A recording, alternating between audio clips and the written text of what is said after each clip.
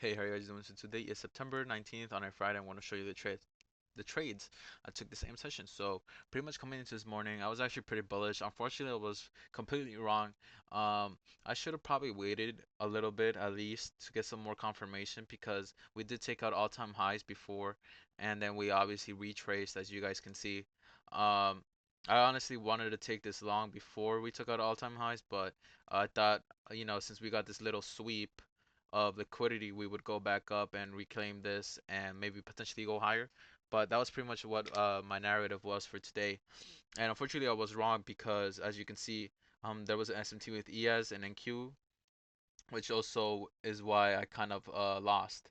And we had to go lower before we went higher, which is why I kind of switched up my narrative, and it was also a higher time frame confirmations there, so I obviously took it and went on with the trade because as you can see we got a 5 minute inverse and then we got a 2 minute inverse as well as a 1 minute breaker, which was a perfect trade in my opinion. I got in perfectly, had zero drawdown on this first short.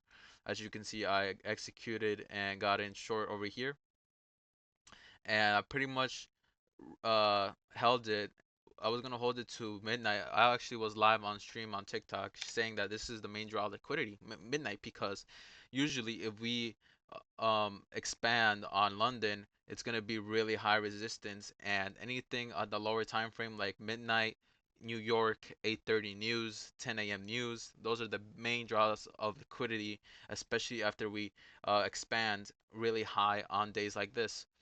And it's all higher time frame, time displacements, it's all narrative, and it's all good confirmations because as you can see I went short. I got break even unfortunately after it taken out 9:30 news or 9:30 open, and it retraced and I got stopped out, unfortunately break even.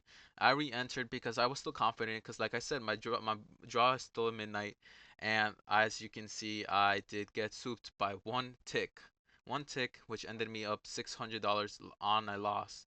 And I was quite frustrated, but I was still like not like um over emotional because I was confident in the trades and they did work. But it just sucked because I got ES didn't take out the high, but NQ did, and it just bums me out because I was down $600 in a day. I was gonna call it a day, but then I looked at the higher time frame. I saw ES holding up this 15-minute rally gap still, and as you can see over here, we held it up. NQ took out midnight like I predicted, and same thing with the 30-minute. ES was still holding, and I know that we weren't going to go any more lower because we already took the main draws of liquidities, and which is why I was gonna initially go long on ES. I was gonna take this 1 minute long over here, but I saw that NQ had a better RR rate, so I took NQ instead. Because NQ, every time I trade a yes, I always get screwed, I swear. But I took NQ, had zero drawdown over here. I took this entry over here after the closed above. Perfect trade. Only down like 1 point this whole time. I trailed it, got my break even over here because obviously I was down. So I'd rather be up at least $400 or something. Or not up, I'd rather be down $200 on the day if I was not gonna hit my full TP. But fortunately, it did. As you can see, I was just aiming for these intermediate highs with the SMT that was held or that we had initially when I got souped from ES. So that's why I kind of just sold over here. Could have held to all-time highs, which did hit, and it was a pretty great trade. If I didn't lose, I would have probably held it or trailed it to all-time highs.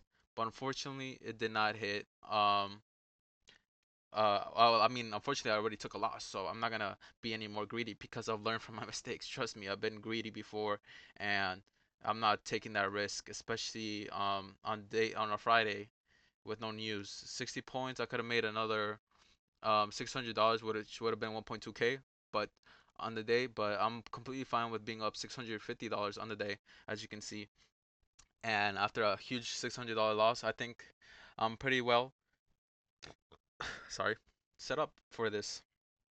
So, I do stream, like I said, on TikTok live. Unfortunately, like I said, Everybody, all my viewers told me to stop trading because, well, obviously that's what you're supposed to do. After having a huge loss, you're done.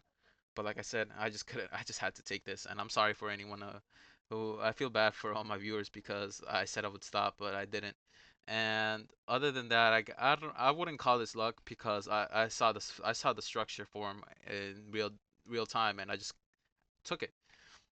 But I do have to wait a little bit more and be less impatient because after we took out, I could have negated this whole loss, and I maybe could have probably cut this short and be more confident in this short and like leaving my stop loss before it hit 9:30 a.m. Or I could have probably took this 9:30 as my take profit to be honest, and then ended the day there because I was up $700 on this one trade alone.